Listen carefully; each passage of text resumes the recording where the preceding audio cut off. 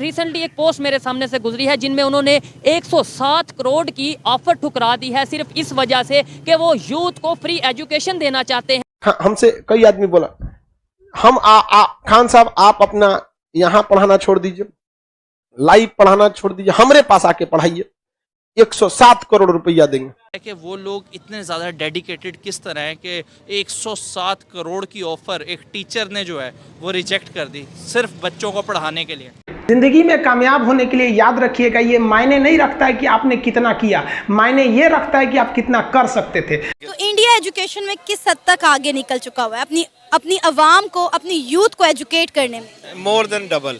हमने ये प्रण लिया था कि भारत का कोई भी बच्चा उसके सफलता में पैसा उसकी बाधा नहीं बनेगी, चाहे उसको जितना भी पढ़ना रहे।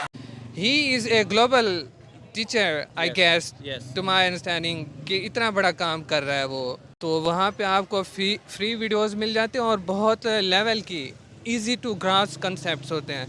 कि 1980 का जो डिकेड था उस पे जब हम जिहाद और इस्लामाइजेशन पे फोकस कर रहे थे, उस पे हम इन्वेस्टमेंट कर रहे थे, तब इंडिया वालों ने आईटी पे इन्वेस्टमेंट की थी। सर, अगर हम बात करें ऑनलाइन फ्री एजुकेशन की, तो पाकिस्तान में क्या आपको लगता है कि कितने % जो है यहाँ के एजुकेशनल इंस्टीट्यूट या यहाँ के जो टीचर्स हैं वो ऑनलाइन फ्री एजुकेशन देते हैं?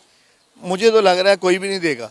कोई पाकिस्तान में कोई आम बंदा या कोई सियासी बंदा फ्री एजुकेशन ऑनलाइन नहीं दे सकता। क्या वजह इसकी? इनमें ना इनको पता नहीं है ना, अभी किसी भी चीज़ का नॉलेज नहीं है। अगर इनको नॉलेज हो कि ऐसे पढ़ाई करवाने से कितना फ़ायदा होगा तो मुझे लगता है फिर ये ज़रूर करेंगे।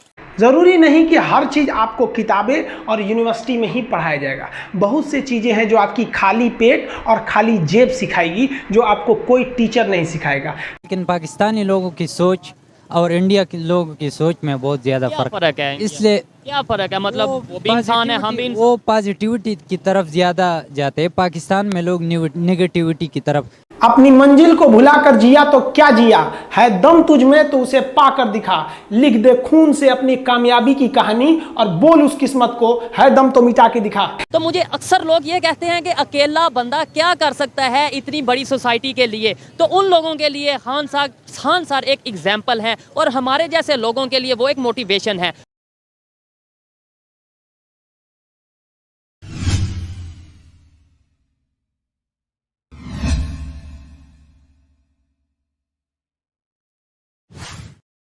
पहले होता था कि हम लोगों के पास चल के जाते थे कि 300 मील जा रहे हैं हम, लेकिन अब वो चीज़ ख़त्म हो गई है। मुझे लगता है कि अब हम जो एजुकेशन फ़ेस टू फेस करते हैं वो सिर्फ इसलिए है कि हमें सोशलाइजेशन चाहिए। We want to meet in person people, otherwise सारा काम इंटरनेट पे हो रहा है। जो खान सर हैं इंडिया के अंदर, उन्हें तकरीबन 107 करोड़ की ऑफ़र हुई है कि आप अपने कोर्सेज़ को पेड कर दें, लेकिन उन्होंने उस ऑफ़र को रिजेक्ट करके ये कहा कि मैं free of cost he India की नौजवान नस्ल को तालीम दूंगा और मैं इस नस्ल को आगे परवान चढ़ाऊंगा तालीमी मैदान के अंदर। देखिए, अगर उसकी पर्सनैलिटी ऐसी है कि वो दूसरों को फ्री एजुकेट करना चाह रहा है तो बहुत अच्छी बात है। मैं आपको ना एक एग्जांपल दूंगा।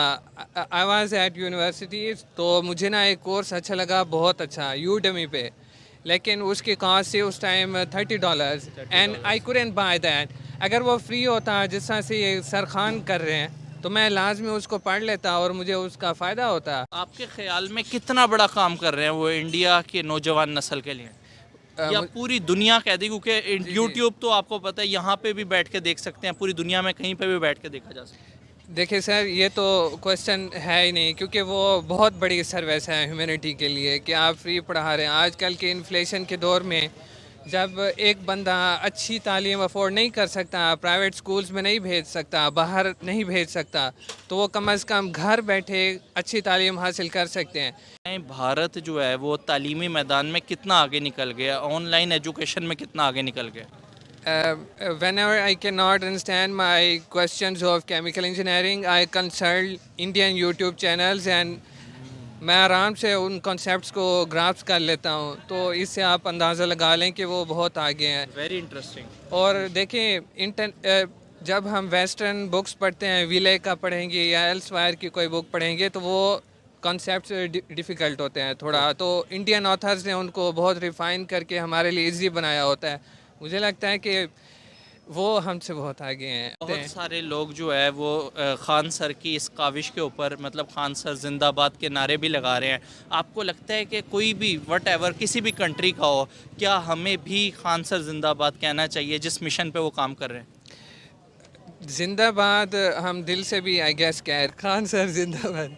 देखिए, अगर हम नहीं भी कह रहे ना खान सर जिंदाबाद, अल्टीमेटली हमें फ़ायदा हो रहा है और अल्लाह ताला उनकी इस मेहनत को रायगा नहीं करेंगे। दूसरा, इससे अहम बात कि ईसा अलैहिस्सलाम का ना मैं आपको किस्सा सुनाता हूँ। वो 3 बंदों की उन्होंने मुख्तलिफ़ मुश्किलात का शिकार थे, हेल्प की थी। वो दिल से उनका शुक्रगुजार थे, लेकिन इस चीज़ को ज़बान पे नहीं ले आए थे। हम लाइफ में बहुत सारे लोगों से हम इम्प्रेस्ड होते हैं and we want to thank them but we can not because of our attitude.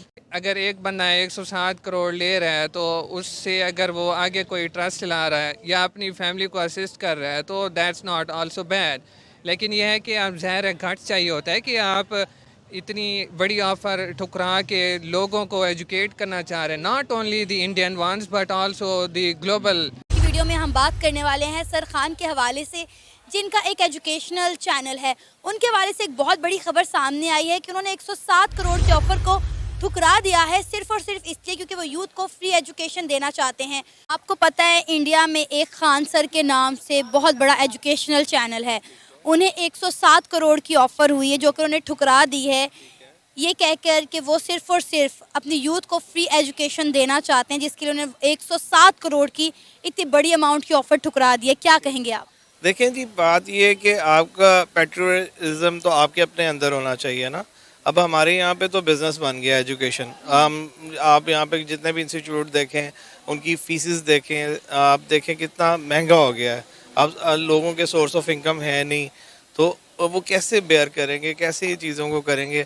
हमारे में वो चीज़ नहीं है। अब कोई भी बंदा है वो यही करता है कि अपना बिजनेस बना लेता है हर चीज़ को ना। मेडिकल में देख लें, आप एजुकेशन में देख लें। इंडिया और पाकिस्तान का अगर हम फ्री एजुकेशन या ऑनलाइन एजुकेशन का कंपैरिजन करें तो क्या फ़र्क देखते हैं इंडिया और पाकिस्तान की ऑनलाइन फ्री एजुकेशन का? मैडम, बहुत ज़्यादा फ़र्क है। देखो, वही फिर बात है कि वहाँ पे आपका जितना आईटी बेस्ड सिस्टम है वो हमसे बहुत एडवांस है। इंडिया का हमसे बहुत ज़्यादा एडवांस है और वो हमसे बहुत आगे हैं। तो हम लोग तो अभी अब बेसिक्स में ही जो चीज़ों से बाहर नहीं निकले, तो अभी ये हम उनको मीट करने में भी बहुत टाइम लगेगा। पाकिस्तान का और इंडिया का कंपैरिजन ही नहीं है, ठीक है।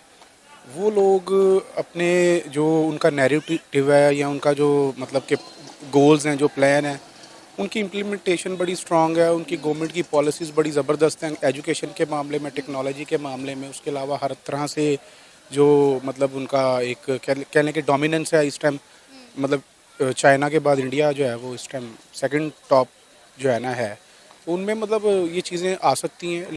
आपको नहीं लगता कि हमने यहाँ पे हर चीज़ को बिजनेस बना लिया, चाहे वो एजुकेशन हो, चाहे वो हेल्थ सेक्टर हो या फिर चाहे कोई भी निज़ाम हो? हम यहाँ पर अपनी लोगों के लिए काम करने की बजाय पहले अपनी जेब को देखते हैं, उसके बाद लोगों की फलाह व बहबूद के लिए कोई काम करते हैं। डेफिनेटली ये बात आपकी बिल्कुल दुरुस्त है, इसी तरह ही है। और हो भी क्यों ना, क्योंकि रीज़न ये है कि पीछे वही बात पहले जो की है मैंने कि मतलब रिसोर्सेज नहीं है, कोई साइड इनकम नहीं है, मतलब लोगों का जो एक सर्कल है वो कोई वाइड नहीं है ज़्यादा, जिसकी वजह से ये प्रॉब्लम आ रही है। और मोस्टली लोग जो है ना फिर उसी जो है ना चीज़ को प्रोफेशन बना लेते हैं जहाँ से इनकम अच्छी आ रही है। अगर इंडिया के साथ हमारी दोस्ती हो सकती है, बिल्कुल हो सकती है। हमारा तो मिशन, हमारी दोस्ती हो जाए तो हमें बहुत सारा फ़ायदा। आज पाकिस्तान में जितनी महंगाई है, अगर उनके साथ हमारी ट्रेड रिलेशन वो बहुत अच्छे होते तो आज पाकिस्तान की ये हालत नहीं होती। उनसे हम टेक्नोलॉजी ले सकते हैं, उनसे हम बहुत सारी चीज़ें वो दरामद कर सकते हैं जो हम बाकी ममालिक से दरामद करते हैं। हमें सिर्फ औजार और हथियार की ज़रूरत नहीं है, हमें सिर्फ एमुनेशंस और इन चीज़ों की सिर्फ ज़रूरत नहीं है। हमें अगर आगे बढ़ना है, हमने अगर मुकाबला करना है तो हमें आईटी में करना होगा, हमें एजुकेशन में करना होगा, हमें रिसर्च में करना होगा, हमें एग्रीकल्चर में करना होगा, हमें बाकी साइंस और रिसर्च, हमें लोगों को मतलब लैंग्वेज और लिंग्विस्टिक्स, हमें अदब में उनके साथ मुकाबला करना होगा। तो मैं अभी इंडिया के व्यूअर्स के सामने कह रहा हूँ कि हमें इंडिया से मुकाबला करना चाहिए, प्रोडक्टिव वे में, पॉजिटिव वे में, हेल्थी कंपटीशन करना चाहिए एजुकेशन में। सिर्फ ये नहीं कि टेक्नोलॉजी में हम उनके साथ सिर्फ क्रिकेट में मुकाबला करते हैं और वो भी अक्सर हम हार ही जाते हैं, लेकिन चूंकि पाकिस्तानी लोग हैं तो वो समझते हैं कि हमारी टीम बेहतरीन है, लेकिन अगर देखा जाए तारीख में तो क्रिकेट में भी वो हमसे आगे हैं। और अगर जंग की बात करें वहाँ पे भी सिर्फ 3 जंगें हो चुकी है और तीनों पाकिस्तान हार चुके हैं। जंग में तो कोई बात ही नहीं, वो अलग बात है कि हमारी तारीख हमें ये पढ़ाती है कि हमने जीता है, लेकिन जंग कोई जीतता भी नहीं है। अगर जंग में कोई जीत नहीं होती, सिर्फ नुकसान ही होता है, लेकिन अगर हम देख ले तो सबसे ज्यादा नुकसान हमारी हो चुकी है।